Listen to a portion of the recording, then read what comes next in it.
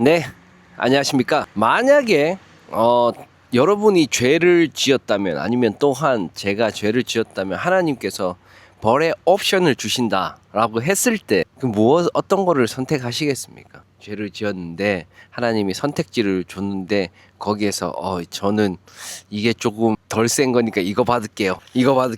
이런 좀 약간 모순적인, 그리고 약간 뭐라고 해야 되지? 생각 우리가 해보지 않았던 그런 내용들을 오늘 본문 묵상에서 제가 한번 묵상을 해봤습니다. 다윗은 왜 인구 조사를 했을까? 인구 조사는 무엇을 도대체 의미하는 것일까요? 다윗에게. 요압은 하나님의 사람이 아닌데도 다윗을 말리기까지 했습니다. 그 표면적인 숫자들이 그의 교만이나 군사력, 능력, 힘을 나타내기 하겠지만 우리가 또 모르는 것이 있을 수도 있습니다. 왜냐하면은 우리는 다윗이 아니기 때문에. 다시 정리하자면 표면적인 숫자를 확인해 보고 싶었던지, 아니면 자기의 군사력을 힘을 과시하고 싶었는지, 아니면 그가 갑자기 교만이 막 충만해져 가지고 막 교만해서 그런 거인지, 아니면 믿음이 약해져서 그 마음에 있는 불안을 숫자로 확인하고 싶어서 확인해서 진정시키고 싶었는지, 그건 누구도 알 수 없다는 것이죠, 사실은. 어쨌든 다윗은 인구조사를 감행했고 그 일이 이후에 잘못된 것이라고 인정을 하고, 하나님, 내가 이걸 잘못했습니다. 하나님께 회개를 합니다. 잘못했다고. 그게 다윗의 장점이라고 이야기하지만 그게 장점일까요? 모르겠습니다. 어쨌든 하여튼 회개를 하죠. 하나님은 그 벌로 하나님이 세 가지 옵션을 주셨는데, 사람의 손에 맡기지 않겠다, 하나님이 해 주십시오, 이런 식으로 다윗이 했죠. 그래서 그 벌로 전염병을 돌게 해서 몇 명이 죽었습니까? 7만 명이 죽었습니다. 7만여 명이 목숨을 잃고 희생되고 사라져 버렸습니다, 순식간에. 솔직히 말해서 저희가 말씀 묵상을 하면서 이 패턴은 너무 이 말씀 묵상이 지겹게 만들었습니다, 사실. 근데 이 패턴이 우리들에게 반성과 어떤 회개의 경각심을 주는 역할을 할 수도 있고, 또는 피로감이나 어떤 무감각에 빠질 수 있을 것으로도 봅니다. 저는 7만 명의 목숨을 담보로 인구조사를 한 다윗은 과연 의인입니까? 저는 이 패턴을 오늘 한 번을 본 게 아니라 지금 사무엘하를 계속 해오면서 그의 약한 면모를 보지만, 어쨌든 이 좀 어떤 불합리한, 부조리한 이런 것들을 계속해서 발견하는데, 이것이 저를 자꾸 좀 피곤하게 만들고 무력감을 주게 하고 무감각하게 만드는 어떤 그런 결과를 저에게 느끼게 한다는 것이죠. 하나님을 잘 믿는다고 합한 자라고 일컬음을 받은 자가 이렇게 무모하고 무책임한 일을 벌이는 리더입니까? 우물물을 길러온, 베들레헴의 우물물을 길러온 3명의 용사의 목숨을 아끼던 다윗은 7만여 명의 목숨을 버려지듯 하는 모습은 저에게 그런 무력감과 굉장한 피곤함을 계속해서 줬습니다.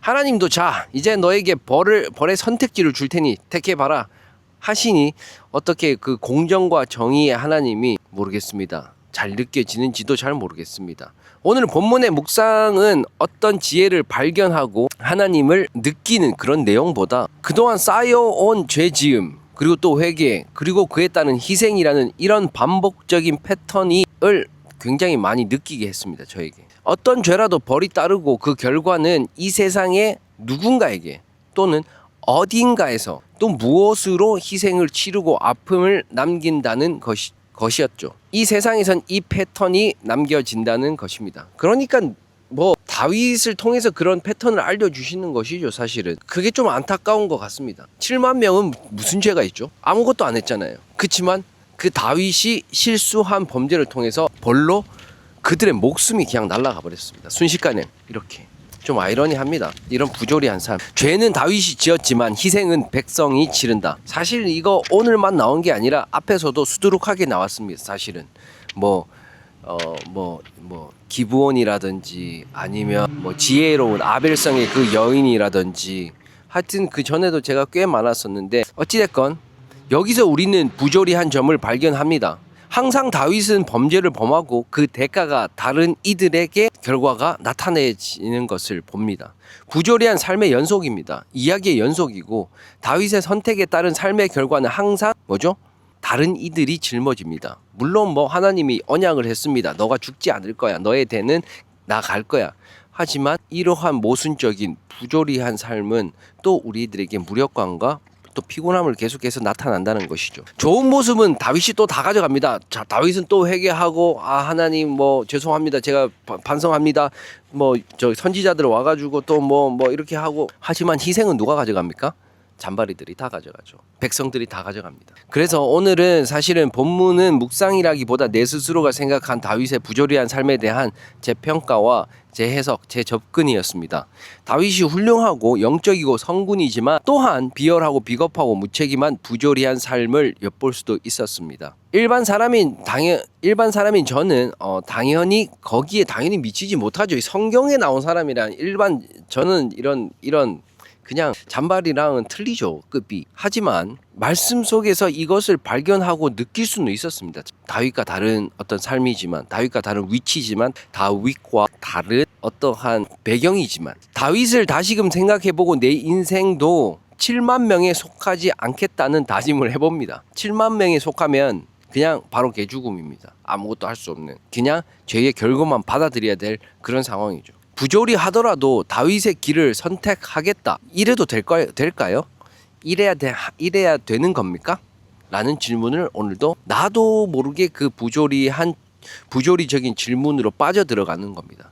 왜냐하면은 우리가 가야 될 것은 선의 길이고 의의 길이고 공정의 길인데 그 삶의 선택과 결과와 우리가 원하지 않았던 것을 우리가 받을 때에도 어쨌든 선택의 옵션이 별로 없어 보입니다. 흐릿하게 보이는 선택지에서 오늘 내 삶의 나를 찾아가는 길을 또 걸어가 봅니다. 이러한 흐릿하게 보이는, 이렇게 선명하게 보이는 어떤 삶의 길에서, 흐릿하게 보이는 삶의 길에서 또한 나 스스로를 찾아가 보는 그런 오늘 말씀 묵상이었습니다. 네, 그렇습니다. 모든 사람들, 모든 이들이 다윗의 그 삶을 다 추앙하고 그렇게 살아야 되고 따라가야 되는, 우리도 그렇게 해야 된다라는 그런, 저는 거의 대부분 다 그렇게 들었지만 오늘 말씀 묵상을 하면서 과연 나도 그렇게 그냥 생각하지 않고 무비판적으로 이런 냉소는 절대 아닙니다. 뭐 이렇게 좀 비판이나 그런 것은 아닌데 이러한 삶의 이러한 성경에서 나오는 인물의 그 모순적인 삶에서 나는 무엇을 또 발견할 수 있는가, 이런 부분이 저의 오늘 묵상의 내용입니다. 사실 절대 뭐 냉소적이거나 비판적이거나 그러지는 않습니다. 솔직히 뭐 누군가 이렇게 질문을 해줘서 답을 줬으면 좋겠습니다. 그건 이런 거야 라고 저에게 질문을 해답을 주시는 분이 있지 않을까라는 생각이 들면서 어쨌든 네, 오늘 하루도 그래도 기쁘게 살아가야 됩니다. 우리의 삶은 좀 부조리하고 미완성적이며 불완전한 삶이지만 또 거기에서 우리는 기쁨과 행복을 찾고 의미와 가치가 있는 카이로스의 삶을 또 살아가야 되는 것이 어떻게 보면은 우리의 인생을 좀 더 행복하고 성공적으로 살아가는 방법 아닐까라는 생각이 듭니다. 누군가는 또 스스로를 발견하지 못하고 또 스스로를 발견했다 하더라도 거기에 뭐 이런 거 있잖아요. 왜 인간 실격에 나오는 그 오조처럼 빠져나오지 못하는 늪에 스스로는 빠져나오지 못합니다. 그래서 오늘도 말씀 묵상을 해보는 것입니다. 오늘 하루도 파이팅 하시고 기쁘고 즐거운 하루 보내시길 바라겠습니다. 내일 뵙겠습니다. 감사합니다.